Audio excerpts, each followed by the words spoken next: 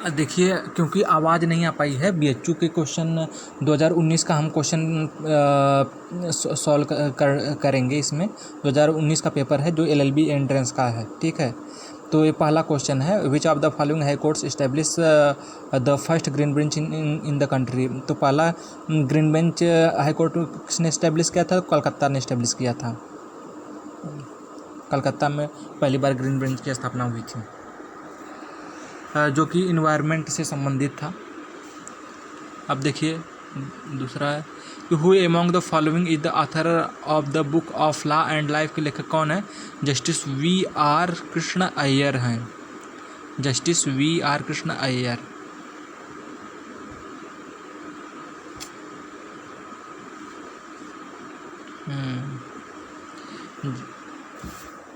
अब तीसरा क्वेश्चन है कि first anti terror legislation in India was, POTA 2002 में आया था, उससे पोटा से पहले टाडा आया था, तो टाडा होगा जहाँ तक है। तो फिर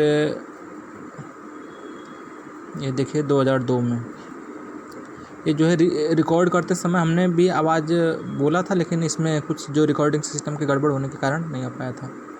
चौथा क्वेश्चन है, इंडियन लॉ इंस्टीट्यूट कहाँ पर स्थित है? नई न्यू दिल्ली में है। चलिए, और पांचवा कौन सा है? National legal service authority NALSA का गठन कब हुआ था? 1995 में हुआ था। ये जो है 1987 की नालसा कमेटी जो है 9 नवंबर 1985 9 नवंबर 1995 में हुआ था इसका गठन। और चलिए इसी बीच में हम आपको बता देते हैं कि international law ILO international legal organisation का हेडक्वार्टर कहाँ है? तो जेनेवा स्विट्ज़रलैंड में है।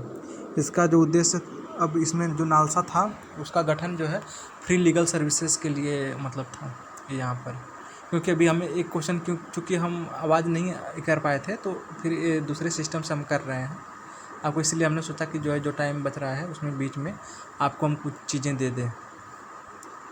तो देखिए 1995 में, और according to general clauses act month is to be recognized a per, तो ब्रिटिश कैलेंडर के अनुसार हुआ था। हाँ, आज भी अंग्रेजी वाला सिस्टम फॉलो किया जाता है।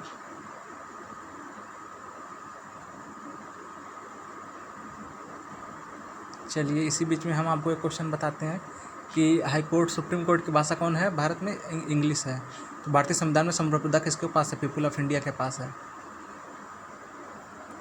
People of India sovereignty under Indian constitution belong to people of India. चलिए question number 8, speaker of Lok Sabha is appointed by, Lok Sabha के अध्यक्ष की नियुक्ति कौन करता है? तो मेंबर्स ऑफ लोकसभा करते हैं।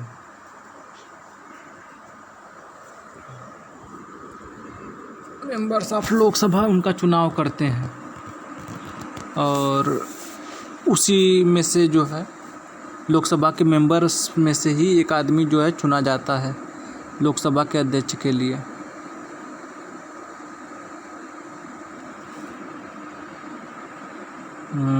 सिर्फ लोकसभा के सदस्यों द्वारा।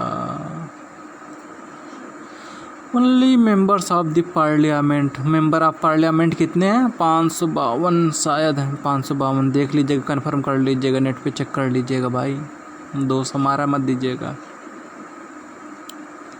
ये जो है पेपर अगर करीब 10 साल के पेपर अगर तैयार कर लिए जाए तो फिर तैयार हो जाएगा।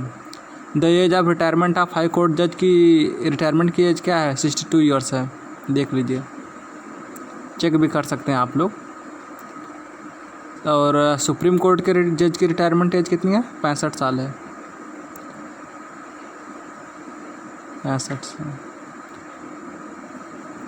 65 साल सुप्रीम कोर्ट के जज की रिटायरमेंट की एज है। हाँ, 10वां, जब किसी व्यक्ति के आपराधिक कृत्य करने के लिए अभियुक्त किया जाता है तो सिद्ध का भार अभियोजन पे, प्रोसिक्यूशन पर। When a person is prosecuted for committing a criminal offence, the burden of proof is on abusion prosecution. चलिए, the examination of a witness by the party who called him is called examination in chief.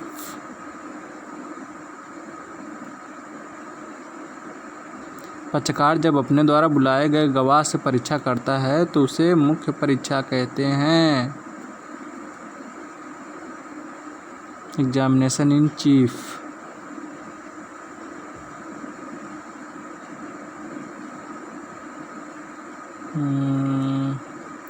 ये first attorney general of India जो है मोतीलाल सी सेतलवाड़ थे, और ये जो नानी पालकीवाल जी जो थे ये जो है वकील थे, एक प्रकार के ये एक वकील थे जिन्होंने जिनका बहुत बड़ा योगदान है जो है भारतीय संविधान की रक्षा करने में जो है। और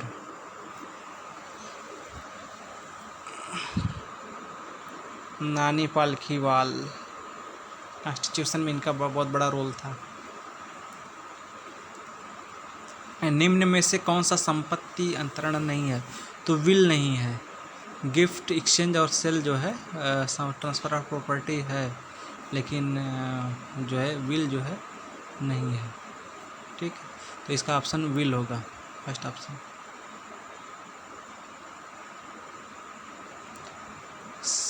कैविट इज क्या है? कैविट क्या है? कैविट वार्निंग है, एक कैविट इज अ वार्निंग। देखिए थर्ड ऑप्शन है ये warning, caveat is a warning.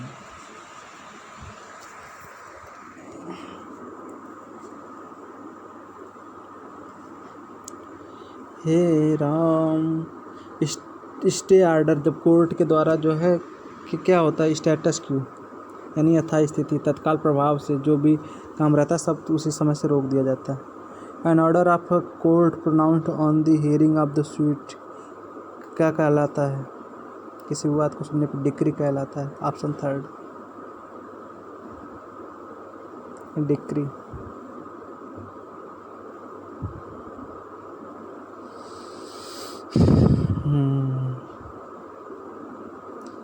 इनुएंडो hints का मतलब क्या होता है? इंसुनिएशन, ऑप्शन फर्स्ट, आक्षेप, वक्रोक्ति से तात्पर्य है, आक्षेप।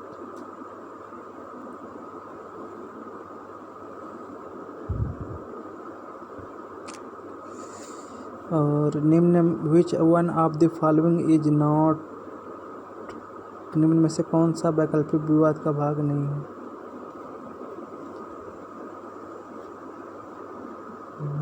इसके बारे में कुछ कह नहीं सकते अभी।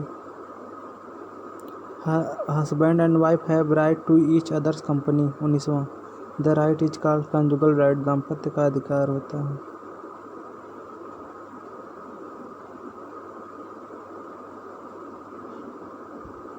Private international law is also called, क्या कहा जाता है? दूसरा, कॉन्फ्लिक्ट ऑफ लॉ कहा जाता है, सेकंड ऑप्शन है, second option is true. 21 the constitution of India recognises religious and linguistic minorities, option third, क्योंकि a religious and linguistic minorities. In which of the following system of government distribution of power is an essential feature? तो federal system में जो है power of distribution होता है, जो कि संभव है, कनाडा से के कॉन्स्टिट्यूशन से लिया गया है। तो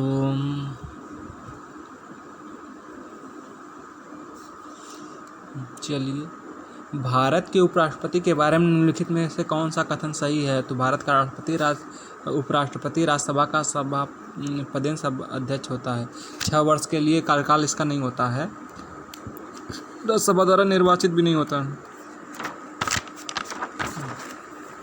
चलिए, right to information act 2000 primary helps in कानूनी सुधार, पॉलिटिकल रिफॉर्म्स, सोशल इंटीग्रिटी, और ऑप्शन क्या है? क्या है, ट्रांसपेरेंट एडमिनिस्ट्रेशन में मदद करता है, पारदर्शी प्रशासन रहे।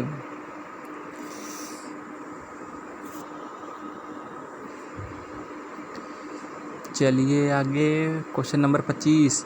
अपनी पसंद के अधिवक्ता की सेवाएं लेने का मौलिक अधिकार दिया गया है, to seek the services of a legal practitioner of his own choice is a fundamental right under article 39A के तहत अपने पसंदीदा वकील की सेवाएं हम ले सकते हैं।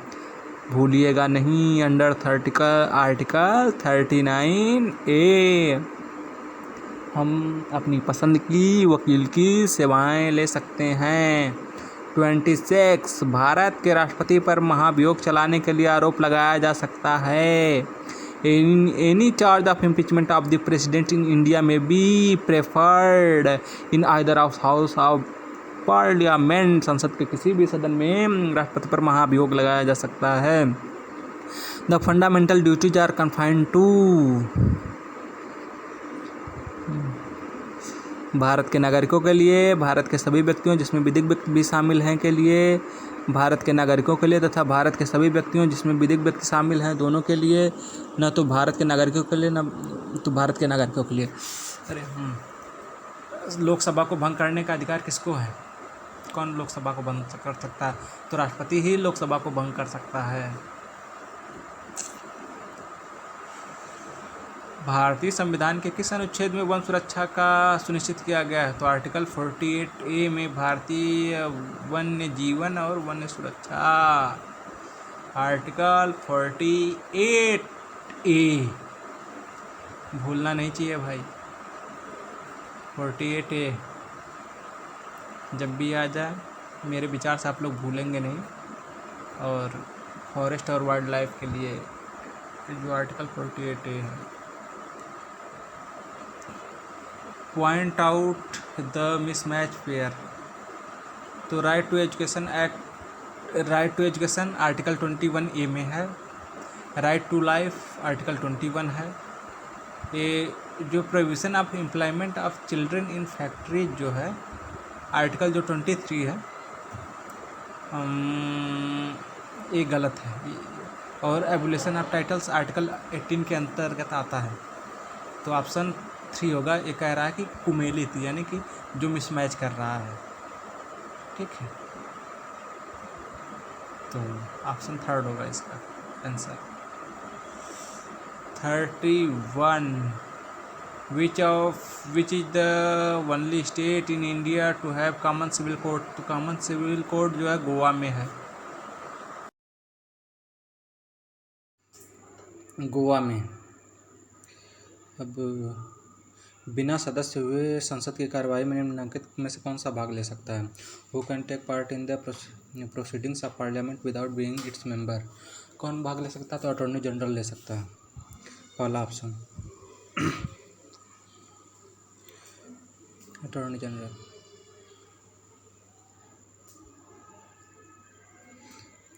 राष्ट्रीय मतदाता दिवस कब मनाया जाता है? National voter day is celebrated in January 25 को।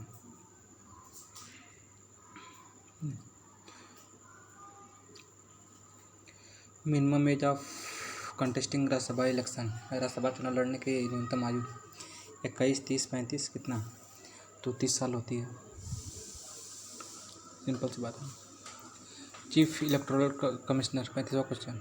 Commissioner can be removed from his office by the impeachment through parliament. संसद के द्वारा महाभियोग लगाने पर। The repository of constitutional trust, संवैधानिक न्यास का संग्राहक कौन है?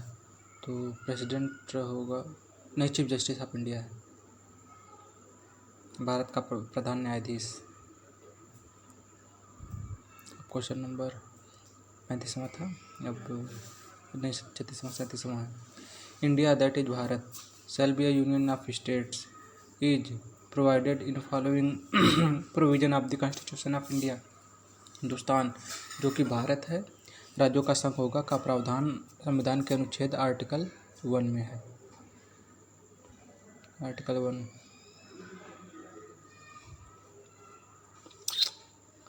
Okay 38 under citizenship act 1955 which of the following can be mode of Bharat में नागरिकता प्राप्त करने का कौन सा मोड हो सकता है जो है, ताकि सिंपल सी बात है कि जो है भारत की राष्ट्रीयता ग्रहण किया जाए नेशनैलिटी के द्वारा। ऑप्शन थर्ड जहाँ तक है। फिर भी एक बार इस क्वेश्चन के लिए आप लोगों को चेक करने के लिए हम बोलेंगे, नेट पे सर्च करके ठीक से देखिएगा। करीब करीब 50 क्वेश्चन करेंगे इसमें हल आज।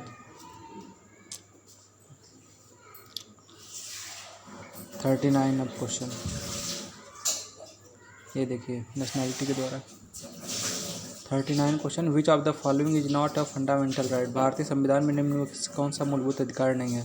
तो थर्ड है संपत्ति का अधिकार नहीं है। संपत्ति का अधिकार जो है कॉन्स्टिट्यूशन से हटा दिया गया अमेंडमेंट के द्वारा इंदिरा गांधी के दौरान। भारतीय संविधान के अंतर्गत निम्न में से कौन भारतीय संविधान के अंतर्गत निम्न में से कौन सा आता है। तो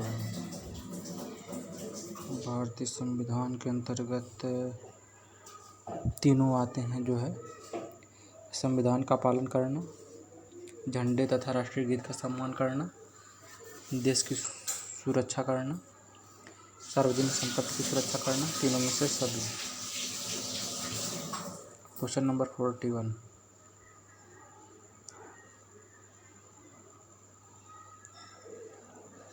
DPSP यानी कि directive principle of state policy are content in which group of article of the constitution. तो आर्टिकल 36 से 51 तक जो है राज्य के नीति निर्देशक सिद्धांतों का जो है वर्णन है पार्ट 4 में। तो 42वां क्वेश्चन है राज्यपाल के संदर्भ में कौन सा कथन असत्य है। तो राज्यपाल की नियुक्ति भारत के राष्ट्रपति के द्वारा ही की जाती है, सही। तो गवर्नर राज्यपाल उच्च न्यायालय के न्यायाधीशों को शपथ ग्रहण कराता है, सही हो सकता है। Governor is the executive head of the state है, राज्य का प्रशासनिक मुखिया राज्यपाल होता है, हाँ होता है। राज्य में राज्यपाल राष्ट्रपति शासन लागू कर सकता है, नहीं। राज्यपाल के पास राष्ट्रपति शासन लागू करने की पावर नहीं है, तो राष्ट्रपति के पास है। 43वां भारतीय संविधान में निम्न प्रकार की आपात स्थितियों का प्रावधान है। तो फाइनेंशियल इमरजेंसी भी है। तो इसमें जो चौथा होगा option emergency due to war, external aggregation और armed rebellion and financial emergency.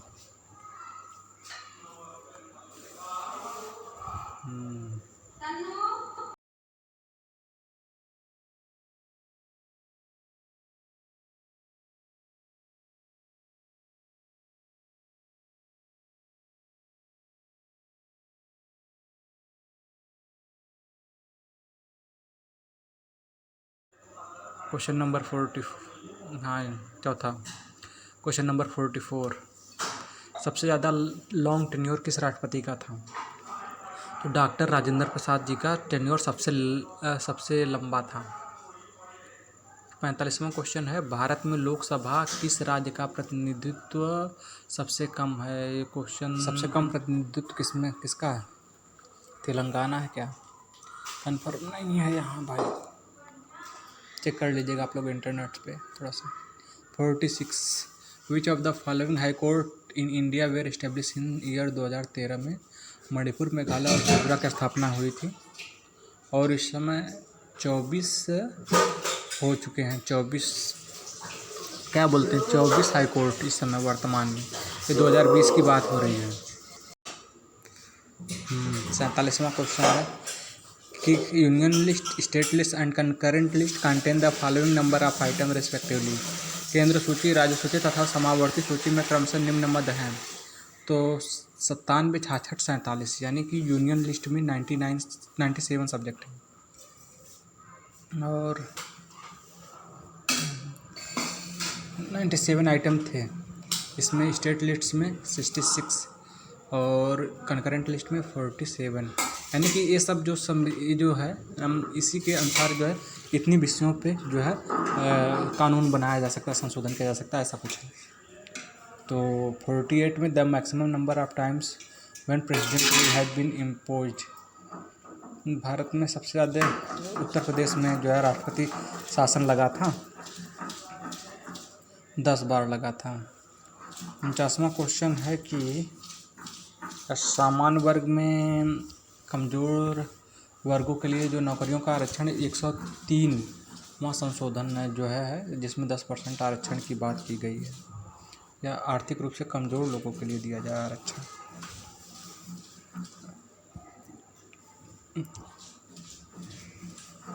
पहला ऑप्शन था इसमें। 50वां है कि निम्न में से कौन सी संसदीय समिति है, तो पब्लिक अकाउंट कमेटी है।